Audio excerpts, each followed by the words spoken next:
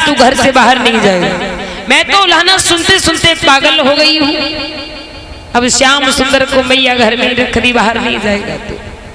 अब कन्हैया कोई ऐसे तो है नहीं जो घर में बैठे रहे। श्याम सुंदर कदम कदम पर उद्धार करे, कदम कदम पर कल्याण करे, प्रभु लीला कर रहे।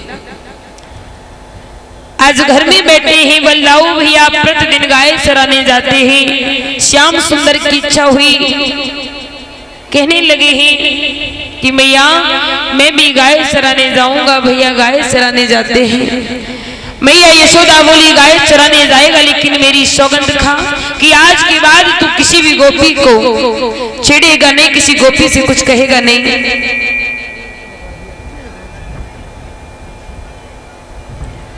महाराज इधर आ जाइए कि मथुरा नगरी में कंस का क्या हाल है। भैया कंस नाना वहां से राक्षसों भेज दे, पूतना को भी भेजा, लेकिन कुछ कर न सका भगवान का। इधर कंस राजा जरूर है, लेकिन भगवान कन्हैया के नाम से कांपता है। श्याम सुंदर की खबर सुनकर कांपता है, जिधर देखता काल ही काल नजर आता है। महाराज एक बात हमेशा याद रखो, राजा बन जाओ चाहे कितने बड़े विद्वान बन जाओ, कुछ बातें जीवन में हमेशा धारण करनी चाहिए। क्योंकि किसी संत ने लिखा है बड़ी सुंदर लाइनों में,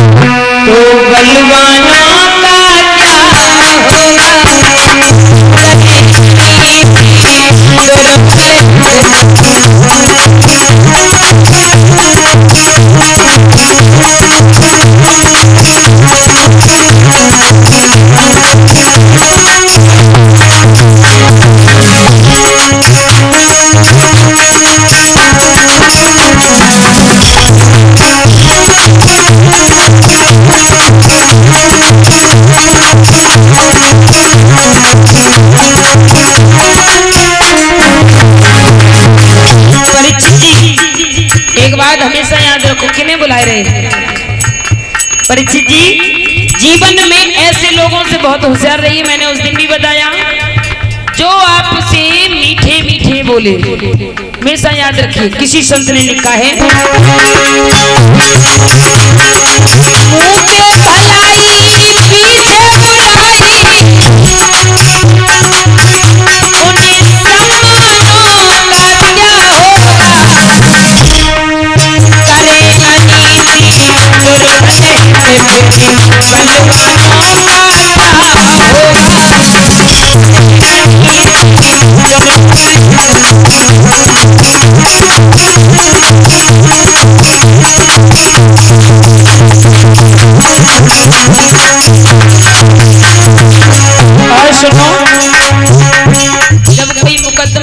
चल रहा हो हमारा सभी का, मतलब जिसके जीवन में मुकदमा हो, वही ध्यान से सुनना।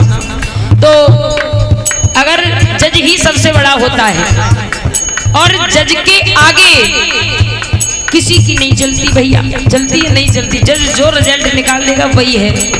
जज कह देगा भैया 3 साल की सजा, 10 साल की सजा, तो वही होगा। तो महाराज एक बात याद रखिए, चाहे कितने सच्चे बयान ले जाना, अगर जज ठीक नहीं है ना तो फिर केस में कुछ होने वाला नहीं है।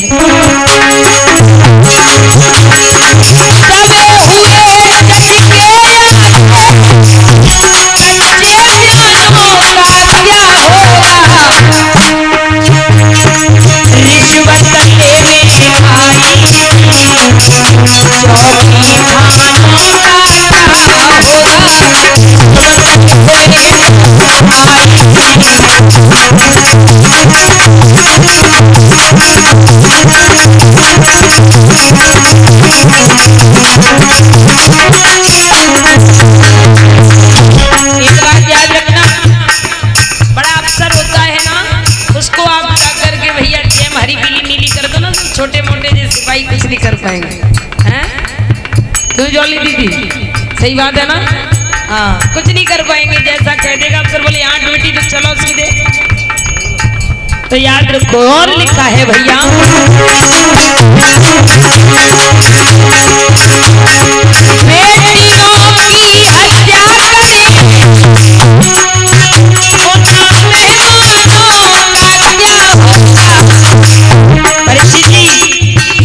जीवन में आपकी बेटी के ससुराल वाले अगर बेटी को सम्मान नहीं देते हैं, बेटी को सता रहे हैं, रुला रहे हैं, तो याद रखिए मेहमानन की सेवा करे।